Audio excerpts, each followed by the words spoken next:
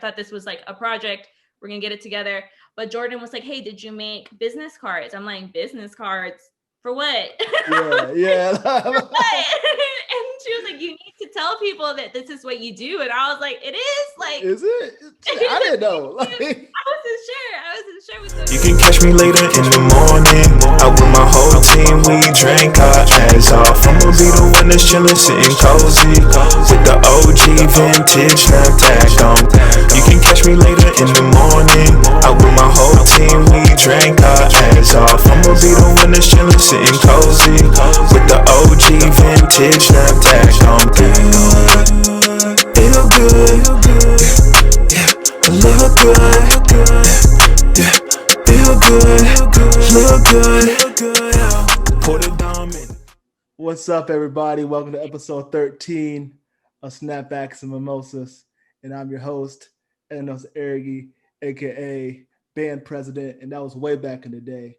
And y'all don't know, but y'all do know now that I'm presidential. We remember. Never forget. And it's a big day today. Like Joe Biden just got elected president. And that's a big day for a lot of us. For some of us, maybe not. But we ain't worried about y'all. We ain't worried about y'all right now. So we chilling. And I got a great guest today, a sweetheart, and she's doing big things. She's a former Coug, just like your boy, and just like a lot of you listeners, majored in PR and minor in Mexican American history studies.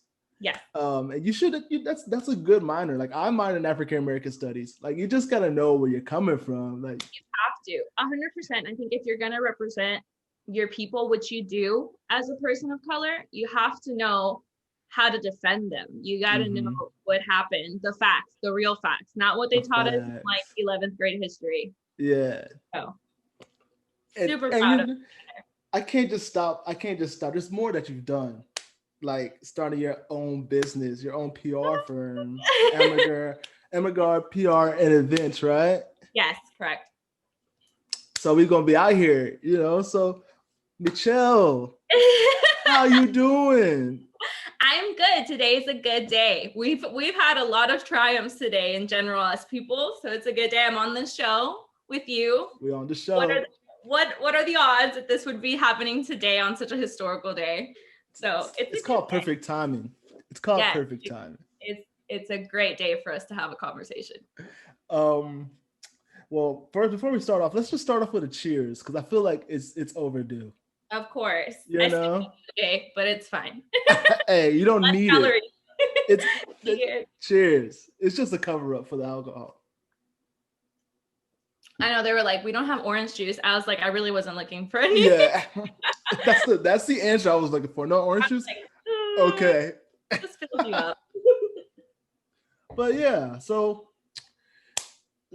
how I start every show is I like to check on my friends and their mentals during this whole pandemic and quarantine time. So how have you been holding up? It was tough. It was tough at the beginning. I had to make a lot of life changes that made me a little uncomfortable, but I think being uncomfortable is a big thing for a person. You get to see what you can make out of it. Mm-hmm.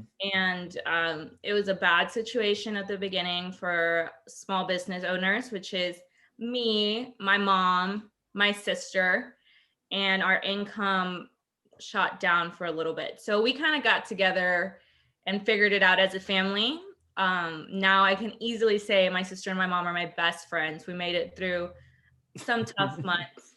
Definitely. So that was tough, but now like you're starting to see the light. There's little things happening everywhere that you're just like, okay, I see it now. Like I see good things happening. Everybody's getting their things back up. Like clients are coming back. The world is getting back together. You start to see like a little bit more happiness here and there. So like we made it. I can easily say we made it, and it has taught me a lot about family, friendships, like what you have to hold valuable, which is the things that can't be taken away easily. Mm-hmm. Like the stuff that was gone because of the pandemic. not a big deal. You'll get it again. But things like your friends, your family, your mental health, your actual health, that stayed. So, yeah. All right. Were you on the side of gaining some quarantine pounds, or did you lose some? You can go. There's different ways you can go with this.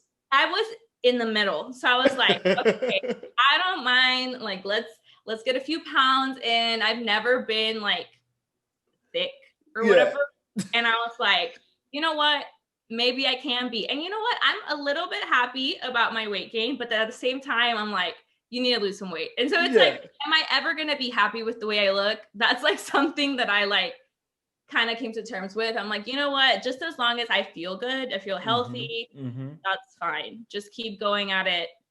You're fine. So for all the people that gained weight during quarantine, what else did we expect? That was me. What else did we expect? I was, because you're just on the couch and you just like, shit, Uber Eats, Favor. Oh my God, Uber DoorDash. Eats. What's up?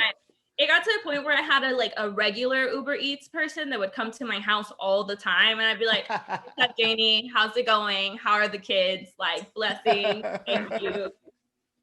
So yeah, I feel that. And I wasn't like, I did a lot of yoga pre-quarantine and I stopped during quarantine. It was kind of like hard when you don't have the studio, when you're mentor and stuff. But then I started getting into like HIIT workouts and like weights and stuff because it was what I had lying around at home.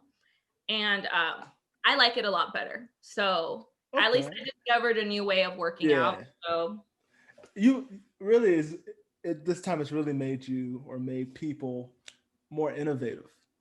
Oh, 100%. And that's cool to think. Like, I mean, I was thinking about ways to lose weight. I was like, dang, dog, I can't go to the gym.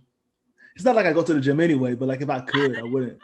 Dang, I really can't go to the gym, but I don't have a membership anywhere anyway. So it's fine. Like, I'll just stay home. Do some planks or something. But it was cool. I lost some of the weight. Went on a little diet, a little cleanse, I would say. I went on a cleanse. Good. You gotta take the apps off the phone. Take the apps off the phone. I got Instacart though. I put Instacart instead of the Uber Eats. And we we switched it up a little bit. Moves. I still have DoorDash, Uber Eats. No, I got them back now. Don't worry, they're on the phone now. My favorite thing is like going through all of them, being like, okay, who has the best deals today? Let's get it. How are we moving today? That's exactly how it went, man. But yeah, that's quarantine though. So I'm glad that you're feeling great. You look great. Thank you. You beautiful smile on the camera. So yeah, exactly. That's how we all should feel after today. So yes, after today especially. Yeah. Oh, and if you don't know, we didn't say my boy Joey Beasy is the president. Yeah, I gave him a nickname already, Jay Beasy. Yeah. And my girl Kamala. And Kamala. In their like swimwear, I see her. Hey, I got her in the bag. The first Black female vice president. So I got to represent for my girl. So she's the background for today. She's shopping for sneakers. If you don't know, she's sneakers. All right. Keep it cool. I have like biracial nephews and nieces, and it makes me like almost like emotional to know that they're gonna grow up, because this is probably the first president and vice president that they're gonna remember. And I remember mine. It was the Bushes, and you know what? I kind of like the Bushes. They're funny. They're a little bit. The Bushes is funny. The Bushes are funny, so I can say that. But I did not want them to remember it being Trump and Pence. That would have made me so like upset. But for them to be able to see someone that looks like them, that's a woman, that's a woman of color, be the VP, it's amazing. Especially my two little girls, because they're so spunky and smart. I don't want them to see the limits that Trump and Pence was putting on them. And now they get to see all of these different possibilities. And I think I'm the most excited about that, especially because I'm pretty sure one of them, her name's Cecilia, she's gonna be president one day. I can put money on it. Like that's sharp. That little girl is a genius. And I'm just like, she's got it. She's got it. And now she has like the inspiration. So. Oh yeah. Okay. Well, let's get down to the meat of this whole episode. And it's about you and how amazing you are, where you're at now, and how you got to the point or the place that you are currently. So my first question is what was the first time that you realized like entrepreneurship would be like a goal? I know you mentioned that your mom's an entrepreneur and your sister. So is it a family business? Are we talking about like a mafia full of entrepreneurs? Like what are we doing? Just a bunch of little women doing things. Just doing things. Well, for me, yes, my mom does have her own business, and I've grown up in it. Like her studio is here and in her house. She's actually giving a class right now. I can hear it. She's a vocal teacher, and I always saw her, but I never realized that she wasn't just a teacher. She was an entrepreneur. She'd made this business. She figured it out on her own. She was born in Mexico, didn't know how to do all of that. And she did it alone without the help of anybody, because most people wanted her to become a singer. But she was like, I want to be a teacher. So she did it. And it happened the same way with me and my sister. My sister, she's a makeup artist and she does makeup. And I don't think she knows she's an entrepreneur. It's one of those things. Like the fact that you just said it is like, oh, wait, I did start my own business. I am an entrepreneur. But for me, it was like one day I was at work. I was a receptionist, not really doing anything related to my major. And this woman was like, hey, I know this is your major and I need some help in that area. And I'd like to give you the opportunity to help my business. And I was like, you want me? You want me to help you? Like, why? And she was like, well, you just have I just feel like you deserve the opportunity. And so I'm so grateful. Her name is Jordan Baldwin. She has her own small business also. She has a spa in the Heights, beauty bungalow. Check it out. Awesome work. It's not just your lashes, it's spiritual stuff too. Okay. We love her. But so I did her first pop-up event, which was her grand opening, and it was an honor, honestly, to be able to help another small business. And then I was like, okay, that's it. I'm done. I have something to put on my resume. Let's get it together. Let's go find a job, Michelle. Then I got another client from that, which was this bar in Midtown. And then from that, I also helped out our good friend Carlos. Shout out Carlos. Las Americas. Good food. Really good food. Good environment. Very family oriented. Look at you, still doing it. Oh, yeah. Here I am. You're like, Michelle, you market everybody. I'm like, I don't mean to, but I'm so proud of y'all. Like, I don't mean to, but I think big part of my personality is I love people and I love what they do. I love that you have this podcast. I love that my sister has a client in 30 minutes. Like, I love that. It's amazing what a person can do. And I never realized that having that aspect was something I could have a business from. Can you imagine? Just like loving people and supporting them and wanting them to be great. I can make a living out of that.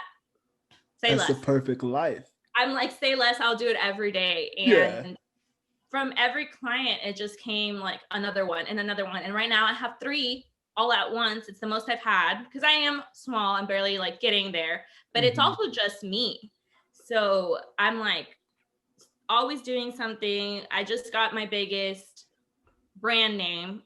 I can't really talk about it yet, but it's coming. Hush, hush. I like that. I just don't want to put things out before they want me to, but it's coming. And that was so like weird that they were like, hey, can you do this for me? I'm like, bro, I see your stuff on Instagram all the time.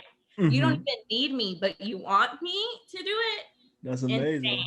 And I guess whenever you just said right now, like, how do you feel about being an entrepreneur? I think that's the first time I was like, oh, wait, I'm an entrepreneur. Like, for me, it's just helping people out, doing the best I can to like make a mark in this crazy time and try to be good to people. Because I also offer really, my thing is that I offer good prices. small businesses. Like that's what I like go for. That's what I say. It's like, I'll give you the best I can at the best price I can due to your circumstances. Yeah. And I'm also lucky that I'm able to do that. So I just want to help.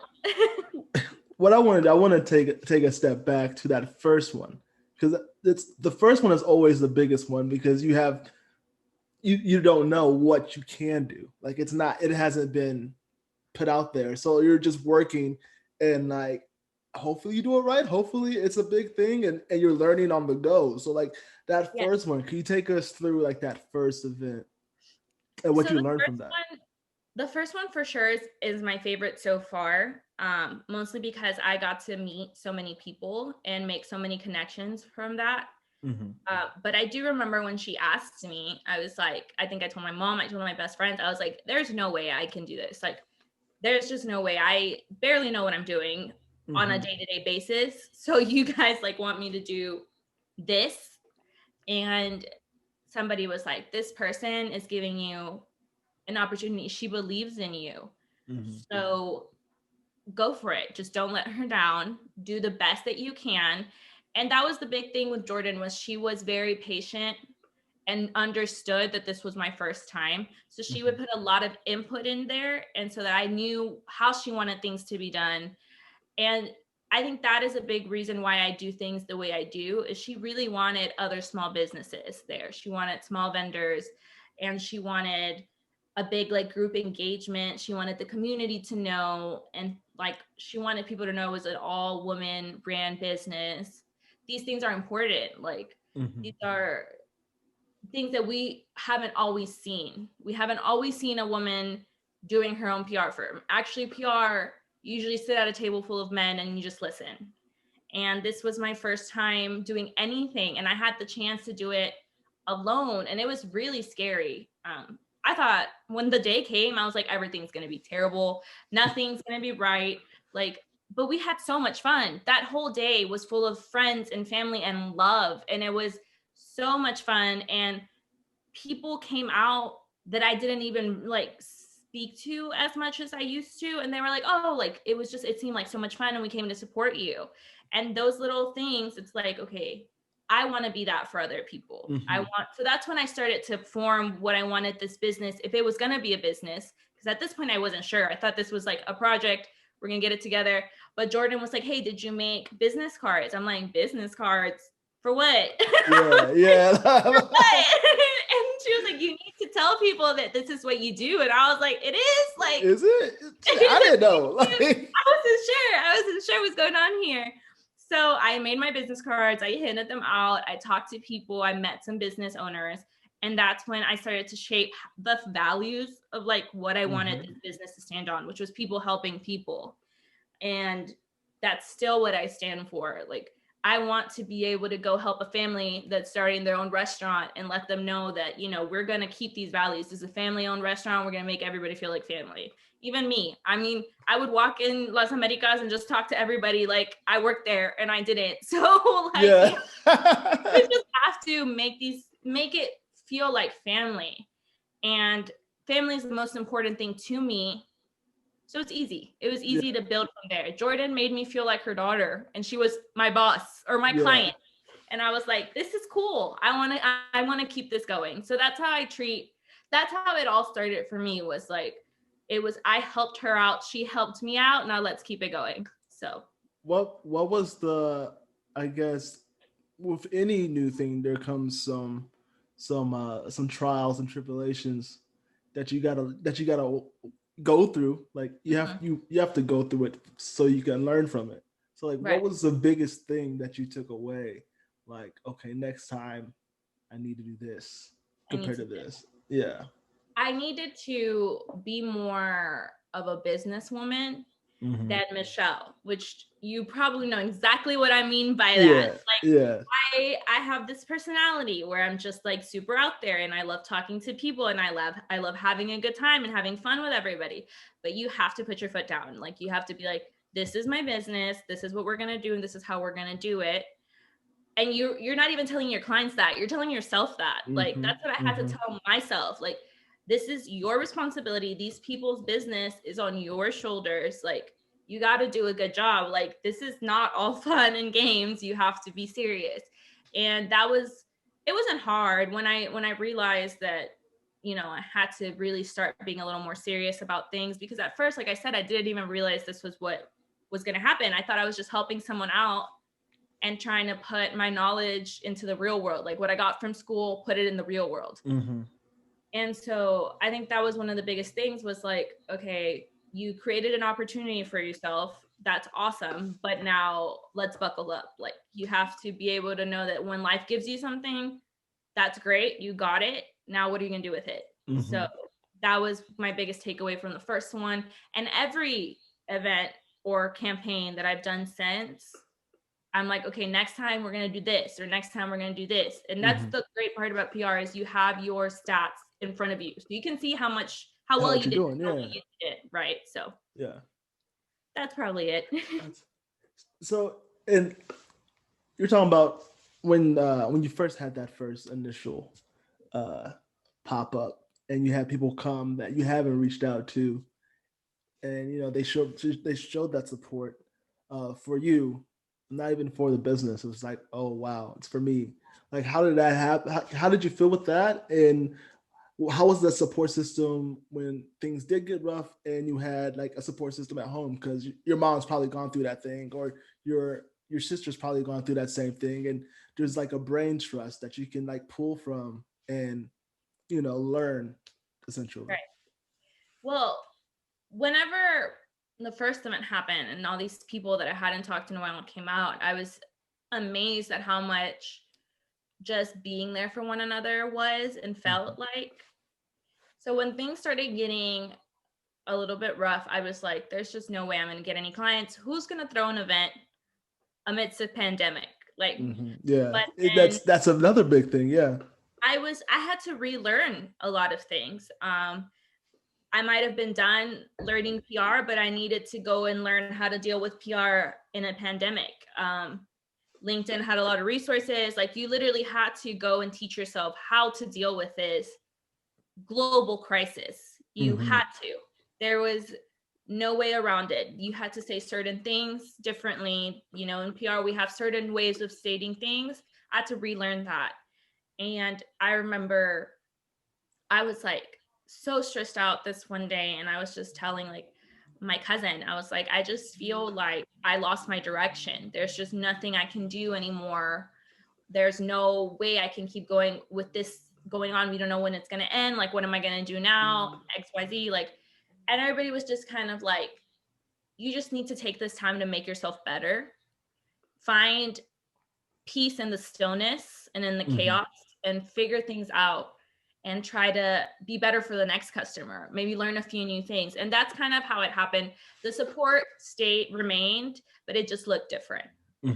So just because people weren't coming to my events because there wasn't any, doesn't mean that they weren't there still. Like, if I had something going on that I just didn't know what to do, my mom would be like, okay, just go brush up on some things, write an essay for fun. Like, PR is literally just writing.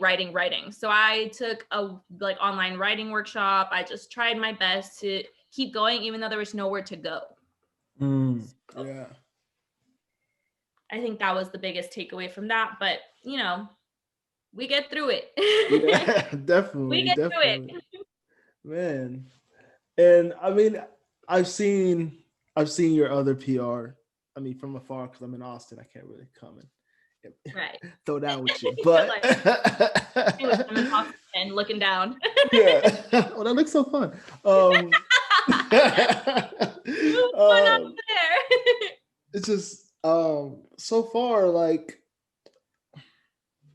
with the PR and where you're trying to go, like, each step that you're taking, like, do you have like a goal in mind of like where you see yourself going from this, or is it every day is a new learning experience and you're just building off the next day?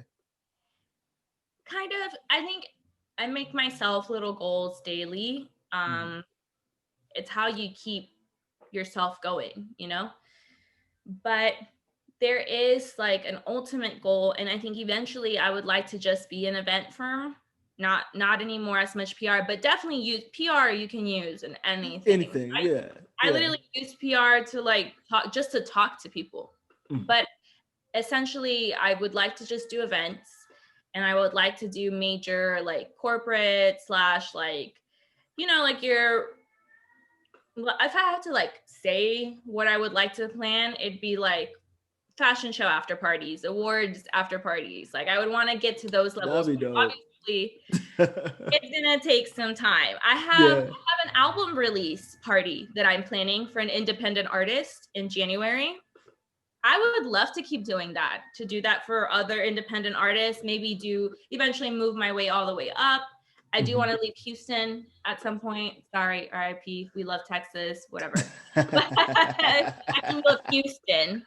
We love Houston. But that's it. So I do want to leave Houston eventually. That doesn't mean I'm going to go live in Los Angeles or New York or anything like that. But I would like to work in those places. I would love to do the Vanity Fair after parties or like any of that. That is such a dream for me. And maybe right now it's not obtainable, but one day it will be. And I don't know, there's a rush that comes with events. Like, you know, for people that don't know, we were supposed to do this last week, but I had a crisis and I had to go find pastries at 1:00. Was that a problem? Yes. Did I love it?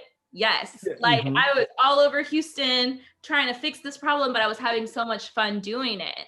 And I love events. I love putting ideas together and watching people enjoy their night there. Like that's true. Yeah. So much fun. It's the ultimate party planner right there. Oh, I love it. Who said that all my fraternity and sorority parties that I went to were a waste of time? Because I learned so much about detail. Detail. They were like, my sorority sisters or whatever would be like, the glitter goes here, like that goes there. And I'm like, whatever, when is this ever going to help me out in life? Well, look at me now. Yeah. So I love planning events and I love going to my events. Can't always do it, but I do like it. And I love just being there in the atmosphere that I created. So eventually that's where I would like to see myself, is doing just like events. But right now, especially with the climate, PR is very needed. People need to businesses need to put out statements. They need somebody to help them word those things. And, you know, always down for the cause. So I'm here. You need me. I'm here. We'll get to the big events when they're legal again. Yeah, definitely. Right now. So I was just scrolling through my IG and my Twitter. Was it like 2 weeks ago, maybe? And there was for the restaurant, and it wasn't just a restaurant opening. Like you had other small businesses come through. And you know, put their own business out there, and I just wanted to like go through that. Like I thought that was an amazing idea. Shout out Andrea, she was there too. That's how I saw it too. So like I was like, wow, that's, you know, it's a big grand opening for Carlos, but that attention that Carlos is getting is also helping out like that small business as well. Right. That's probably one of my favorite things to do is invite other small businesses, because no matter how many people are there or aren't there, you're going to get like some attraction. People are going to find out who you are. They're going to find out about your Instagram. They're going to, I just want to be able to help them a little bit. I love Andrea. She is so determined. And I feel like every time I invite her to one of the events, I learn a little bit more about her. And it helps me like, you know, see things in a certain perspective, because I have my own business. So I just want to be able to help them. I have another friend who's also, she does her own pop-ups as well. And that's not even my event, but I sent her all my contacts because I just want everybody to get their chance, you know, that I got an opportunity, they should get one too. So that's the way I see it, is like, make it your own. So that's how I felt about it. We're just all people helping people. So that's, and especially in today's climate, Like it's really hard. I mean, there's pockets of people helping people, but like in a grand scheme of things, you don't really see that as much as we used to, of people helping people. And I feel like it takes that small pop up to be like an example, in a sense, of like what we can do if we just work together. And the goal, all of us can reach the same goal, whatever goal it is individually. If we can work together, we can still reach that goal no matter what. Of course. I think there's a lot of hope in humanity if we find it in ourselves to remember that that's what we are. We're a community. Community is so big and we forget it all the time. I don't know if it was because of our administration or prior administration was very much like, you know, be selfish, think about yourself, like what if XYZ, my tax plan, blah, blah, blah, blah. And so like you forget that we are one, like we are one nation, we are one group of people. Essentially, we're trying to help each other out when it comes to everything, like everything, climate, politics. You know, there was people that did qualify for that stupid tax plan and still voted for Biden because of other people. And it's people like that that make this place like bearable. You want to be able to build a community for, like I said, my nieces and nephews, for my friends that have their own small businesses, for whatever the case may be. Like you got to remember, humanity is everything. And I used to be very selfish once upon a time. So I learned a lot about other people and how much everybody needs each other, whether it's little or big or whatever. And I went through some dark times alone. I would not want that for anybody else. Yeah. Even though I went through it, I wouldn't want that for anybody else. So that's the way I see it. Beautiful. Beautiful.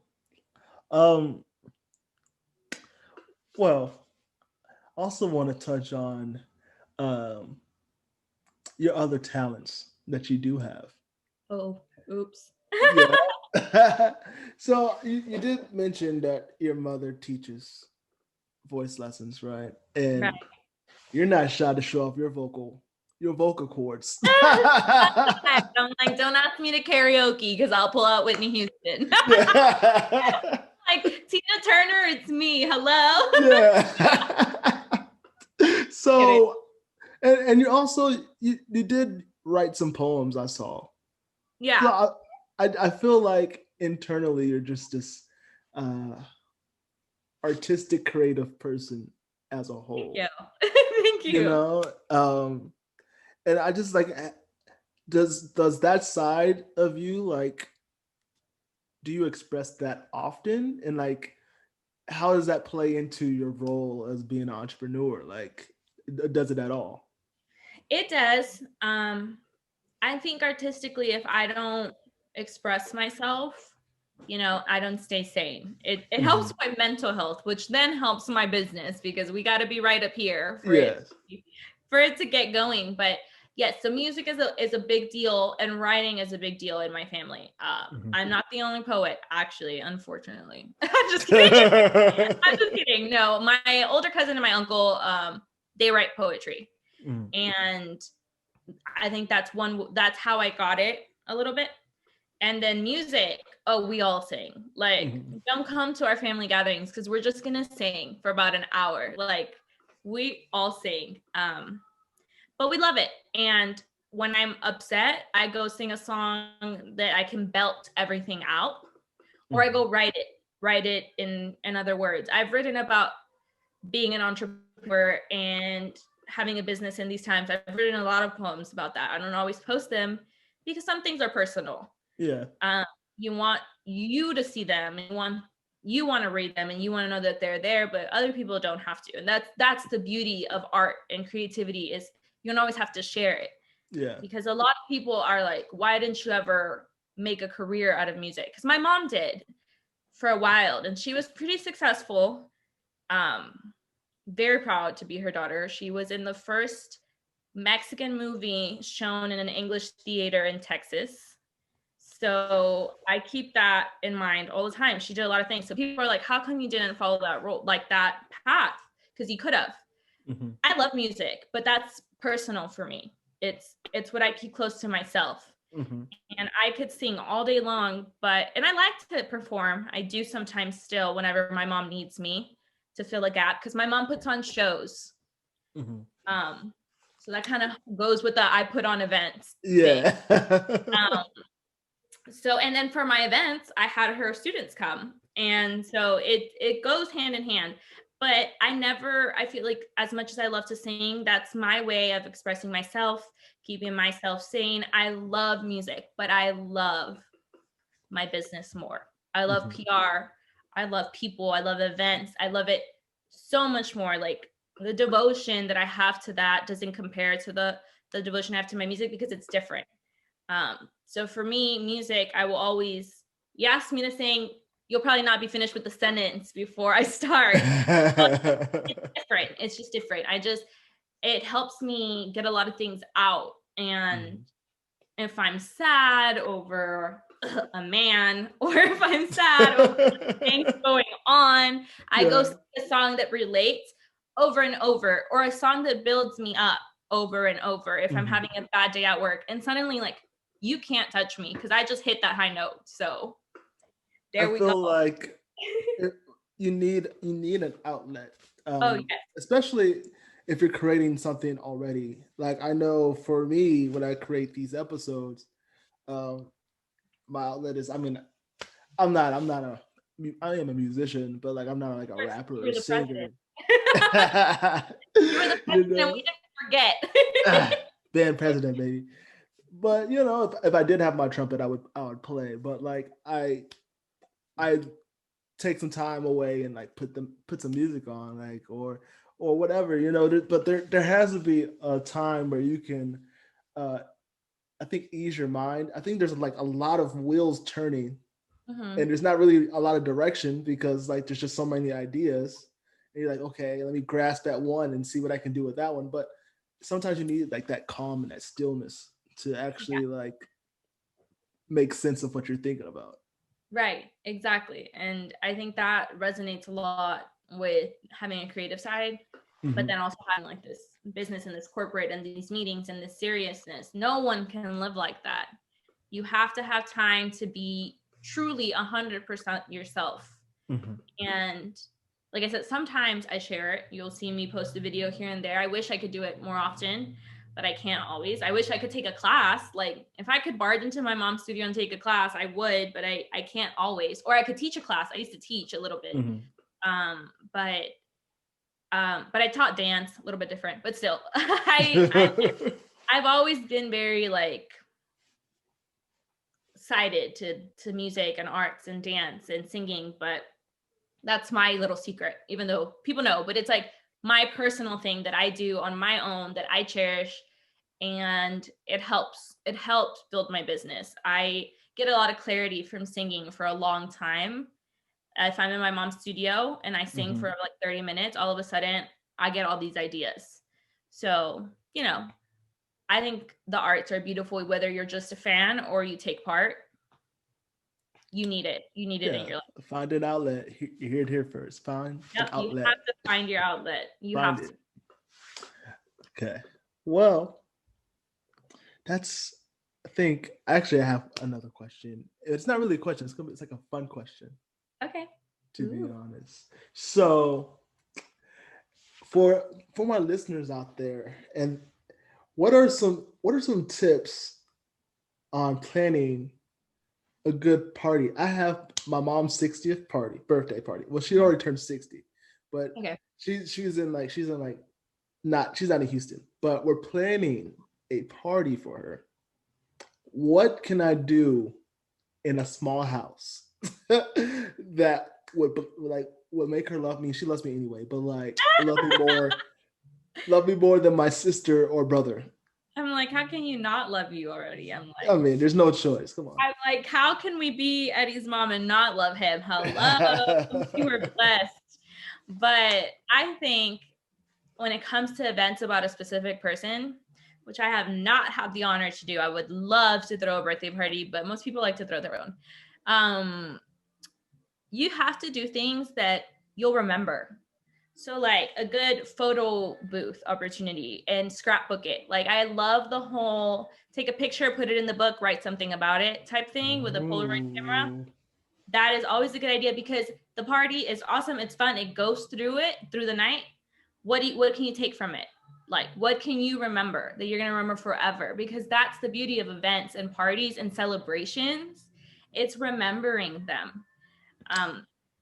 I could have a million birthday parties and my stage birthdays.